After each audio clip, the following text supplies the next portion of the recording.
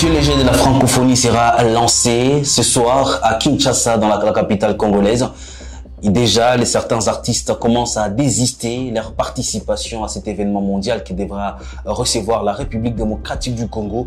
Nous serons avec notre spécialiste maison de la culture et du sport pour parler des Jeux de la francophonie. Aussi, il faut dire que c'est une première à Goma en journal sur les Jeux de la francophonie à la chaîne nationale. Une chose vraiment encouragée. Nous allons en commencer et commenter à cette actualité dans cette rubrique d'échange des journalistes de Kivu Morning Post. Et puis, parce que nous sommes à l'est de la République démocratique du Congo, nous allons revenir sur la tension à la frontière entre la République démocratique du Congo et le Rwanda. Les forces armées de la RDC accusent l'armée rwandaise d'une nouvelle incursion. Et il faut le dire que cette tension entre les deux pays commence à prendre un nouveau tournant. Nous allons en parler et nous serons avec Sylvain Ekenge, le porte-parole de forces armées de la République démocratique du Congo. Je vais devoir recevoir dans cette rubrique l'actualité du jour Georges Ben Mouima. Bonjour et bienvenue. Bonjour Blaise, bonjour à tous les internautes de Kivu Morning. Mesdames et messieurs, vous êtes nouveaux sur la chaîne, n'oubliez pas de vous abonner. Et on se retrouve dans la deuxième partie.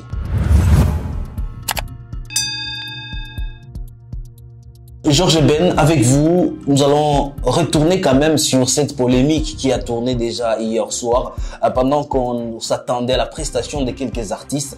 Il faut le dire, jusque-là, pas de précision, pas de confirmation par rapport à la participation, par exemple, de Ferregola. Comment vous analysez déjà cette polémique qui tourne autour de la participation de quels artistes congolais? Là, on peut parler déjà des volte-face de l'artiste international congolais, puisque un jour avant, c'est Ferregola qui a publié une vidéo annonçant sa prestation dans les nuits de la francophonie, la clôture de cet événement que la RDC abrite déjà depuis hier, puisqu'hier c'était les coups d'envoi avec la compétition des basketball. Malheureusement, un jour plus tard, c'est une information qui va diviser la toile, que Ferregola aurait boycotté déjà cet événement. Selon certains journalistes quinois et selon plusieurs sources, Hervé Bataringue aurait plutôt préféré prester lors de l'ouverture de cette compétition, ou encore de cet événement, c'est 28 juillet, mais qu'il n'a pas eu gain de cause de la part de l'organisateur, puisque tout était déjà planifié depuis bien avant. Fally Ipupa était déjà annoncé depuis bien avant pour prester à l'ouverture, mais également à la clôture dans les nuits de cette francophonie. En tout cas, c'est une information qui divise actuellement les Gaulois et les Warriors, les fans de ces deux artistes. Et pourtant, nous, on avait besoin de voir l'ambiance au stade des Martyrs entre les sympathisants de Fally Ipupa, mais également de Ferregola. C'est vrai que nous attendons la notification officielle des organisateurs, mais également la version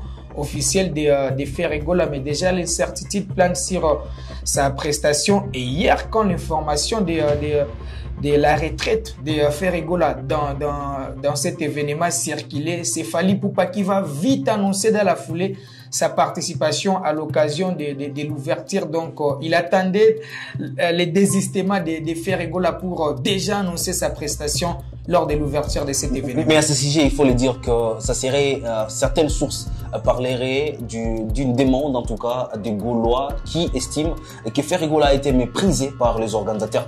Quel commentaire il faut faire par rapport à cet aperçu des choses? Moi, je ne pense pas que Ferregola a été méprisé par les organisateurs, puisqu'au départ, il avait signé un contrat de sa prestation dans les nuits de la francophonie, pas à l'ouverture de cet événement. Et puis, il avait annoncé lui-même sur ses réseaux sociaux, il a fait des vidéos appelant ses fanatiques, les Gaulois, de venir à l'esplanade du Palais de la Nation pour suivre sa prestation les 4 août aux côtés d'Héritier Watanabe, qui lui-même aussi a annoncé sa prestation dans les nuits de la francophonie les 5 et Fally Ipupa les 6. Donc, les contrats n'étaient pas du coup d'envoi. Donc, les amoureux ou encore les fanatiques doivent comprendre que un événement comme les Jeux de la francophonie se prépare bien avant.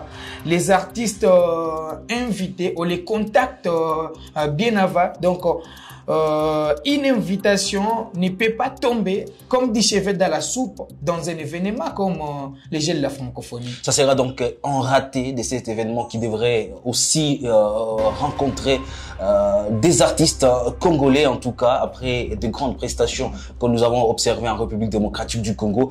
Mais également, il faut dire que c'est quand même une première en République démocratique du Congo, la chaîne nationale, qui a prévu un journal spécial pour les Jeux de la francophonie. Est-ce que cela peut impacter sur la communication de cet événement mondial? Oui, en fait, ils se sont rattrapés puisque au départ, plusieurs informations circulaient qui avaient en tout cas les retards dans l'organisation de cette compétition sur plusieurs plans. Infrastructures sportives, la communication, l'encadrement des différentes délégations. Et puisqu'il y a même une vidéo qui avait circulé, une vidéo de la préparation d'une équipe de football qui réclamait l'encadrement, une équipe du Burkina Faso, avec son entraîneur qui se disait être un petit peu abandonné par les organisateurs. Il avait lancé un message pour dire que les joueurs n'ont pas même de l'eau après les séances d'entraînement. Après, bien sûr, son cri d'alarme, on a vu le sérieux de l'organisation, on a vu le gouvernement congolais s'investir, puisque c'est une première grande organisation que la RDC va recevoir. Vous le savez, on n'a jamais réussi même à organiser une Coupe d'Afrique des Nations, un championnat d'Afrique des Nations, même une Coupe d'Afrique des Nations de moins de 17 ans, moins de 20 ans et moins de 23 ans. Donc, à la RDC de prendre cet événement avec plus de considération pour permettre, bien sûr, à la CAF de songer à ces pays pour l'organisation des compétitions de grandes envergures comme la Coupe d'Afrique des Nations. Et si à Kinshasa, on parlait déjà de la francophonie, à Goma, on parle quand même d'un événement aussi historique, en tout cas, aussi Kouazamani, des artistes de l'ancienne époque qui sont déjà en ville de Goma pour des prestations. En fait, ce sont les artistes qui nous ont en tout cas bercé, ils ont bercé notre jeunesse.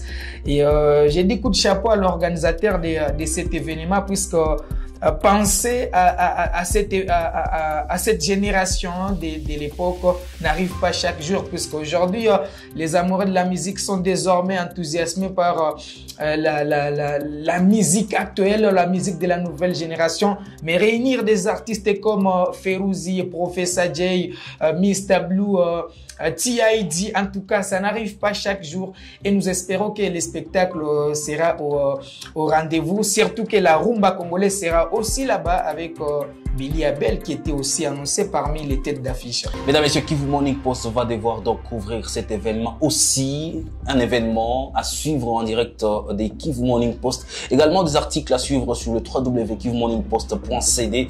Il faut ici rendre, en tout cas, à chaque instant, il y aura des informations par rapport à l'événement du Jeu de la francophonie, également à ces concerts Usiku Wazamani. Et parce que nous sommes à l'est de la République démocratique du Congo, on va parler de cette question sécuritaire. Les forces armées de la République démocratique du Congo affirment avoir repoussé une tentative d'incursion de l'armée rwandaise sur leur territoire. Dans un communiqué rendu public jeudi, les forces armées de la RDC, par l'intermédiaire de son porte-parole Sylvain Ekenge, dénoncent les agissements de l'armée rwandaise visant à déstabiliser la région du Nord Kivu. Je ne vous en parle pas plus. Suivez ici le général-major Sylvain Ekenge. Consécutivement à notre communication du 19 juillet 2023 qui dénonçait les incursions annoncées de l'armée rwandaise sur les territoires congolais, les forces armées de la République démocratique du Congo portent à la connaissance de l'opinion nationale et internationale que les forces de défense du Rwanda, déterminées à entretenir l'insécurité au Nord Kivu, ont franchi ce jeudi 27 juillet 2023 à 9 h la frontière congolaise entre les bornes 13 et 17 pour acheminer leurs renforts et continuer à déstabiliser et à violer intentionnellement l'intégrité territoriale de notre pays. À leur entrée, les militaires de l'armée rwandaise se sont arrogés le droit de chasser les paisibles populations congolaises de leur propre terre. Dans leur intervention, les éléments des forces armées de la République démocratique du Congo, chargés de la sécurité des frontières dépêchés sur le lieu, ont été attaqués par l'armée rwandaise. Les affrontements qui s'en sont suivis ont permis au FARDC de repousser les terroristes rwandais, auteurs de cette provocation intolérable, qui se sont repliés dans leur pays. Prenons à témoin, une fois de plus, la communauté nationale et internationale. Les forces armées de la République démocratique du Congo vont désormais répondre vigoureusement au coup par coup et exercer le droit de poursuite. Merci Georges Benouima d'avoir été avec nous dans cette rubrique l'actualité du jour. Allez, merci Blaise. Juste rappeler que les dames de la RDC se sont bien comportées d'abord à Kinshasa pour les débuts des Jeux de la francophonie. Victoire de la RDC devant les Tchad, c'est déjà un très beau départ. Et puis c'est vendredi, ce sont les Léopards des moins de 20 à cette fois chez les hommes qui vont jouer leur premier match face au Bénin. Et puis à Kigali, on sera aussi là-bas puisque la RDC participe à la 8e édition de l'Afro-Basket Kigali 2023 et c'est vendredi. Les Léopards dames vont jouer leur premier match contre les Nigeria. On ne peut que souhaiter bonne chance à la sélection nationale qui va évoluer au pays des 1000 collines. Mesdames et messieurs, vous avez eu raison de suivre Kivu Morning Post pour cette rubrique consacrée à un moment d'échange sur les questions d'actualité. On se retrouve très prochainement avec les mêmes plaisirs. Portez-vous bien.